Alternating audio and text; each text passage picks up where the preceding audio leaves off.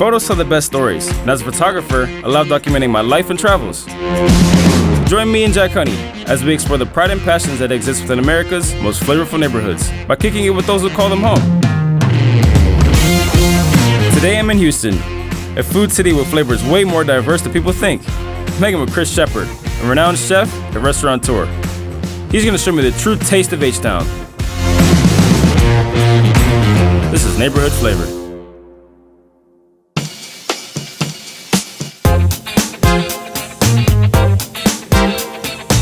Cheers. Salute. Thanks for having me. My pleasure. Thanks for coming by. I feel like Houston has got to be considered a food city. The stereotype is just barbecue, it's just Tex-Mex.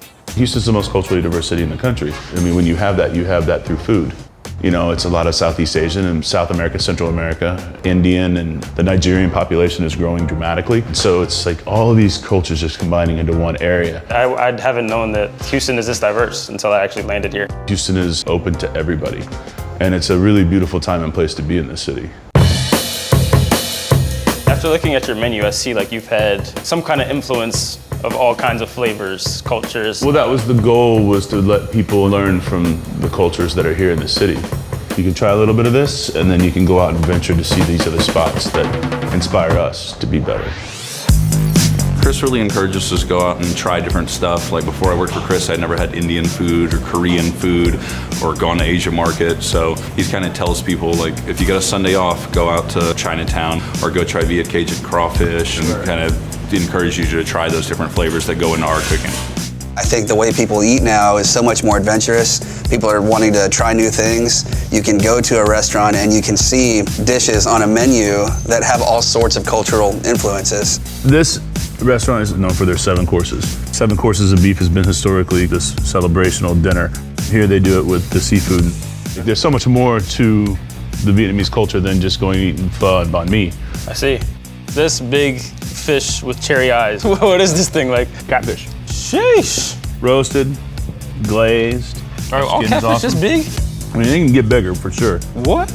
What is this? This is a medium. For me, it's the easiest way to understand somebody you don't know, is to sit down and to have a meal and be like, okay, well, let's learn through your food. And then you can start to learn about where they come from and the society that they've been in.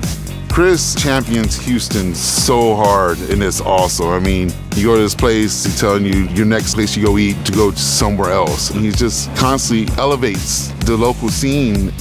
I look at it this way, there's 4 million people in this city, and they're not gonna eat here all the time.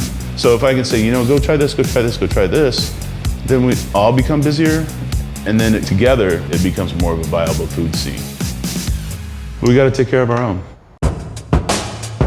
You do a lot for the community with this thing called Southern Smoke. Can you tell me a little bit about it? Southern Smoke was a foundation that we started 3 years ago. We throw a festival every year in the fall for MS. First year we raised $181,000. Wow. The next year we raised $284,000. And then the third year, Harvey came in and really affected our city in a way that nobody's ever seen before. It put a lot of people in bad places. So we had a thought to change it to be able to give money to people in the restaurant business. I didn't care if they were a busser, a waiter, a cook, somebody that worked the drive-through. And so we gave out $500,000 to our community. Felix was one of the first people I talked to after the storm. Oh, we got nailed. We got nailed. I mean, it's been the most devastating thing that we've ever had to go through. We took a huge loss, but without, you know, the help of Southern Smoke, without the help of, you know, other Houstonians, just people trying to help each other, we most likely wouldn't be here anymore. Seems like a very Houston thing. Well, it's community. Right. And we understand that it's community. It's the exact opposite of dog eat dog here. It's dog help dog here, you know. Whether it's high end or low end, mom and pop, we all grind together. Like I said, we want to take care of our own, because at the end of the day, that's what you got. Right. You got the people around you. To Houston here. It's a Houston community. Cheers.